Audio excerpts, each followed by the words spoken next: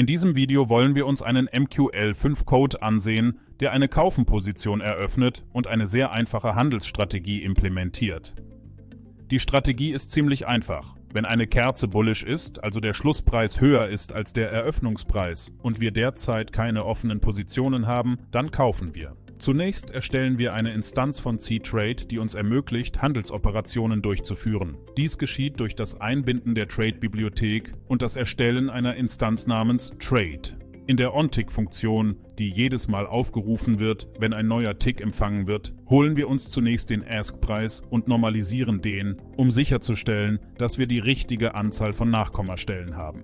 Als nächstes erstellen wir ein Array für die Preisinformationen und sortieren es von der aktuellen Kerze abwärts. Dies wird durch die Funktion ArraySetAsSeries erreicht. Wir füllen dann das Array mit Preisdaten für die letzten 3 Kerzen.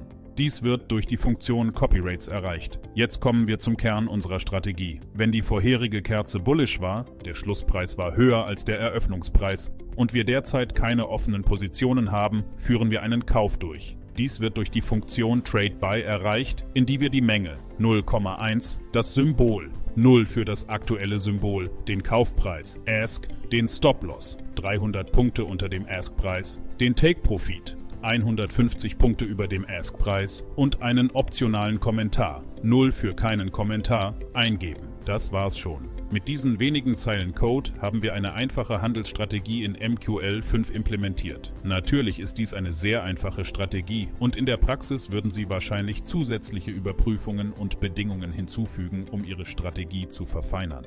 Aber das Grundprinzip ist das gleiche. Sie überprüfen die Marktbedingungen und führen dann entsprechende Handelsaktionen durch. Und in diesem kurzen Video haben Sie gelernt, wie man eine Kaufposition eröffnet. Und Sie haben das selbst getan, mit diesen paar Zeilen hier in MQL5. Vielen Dank fürs Zuschauen und wir sehen uns dann im nächsten Video.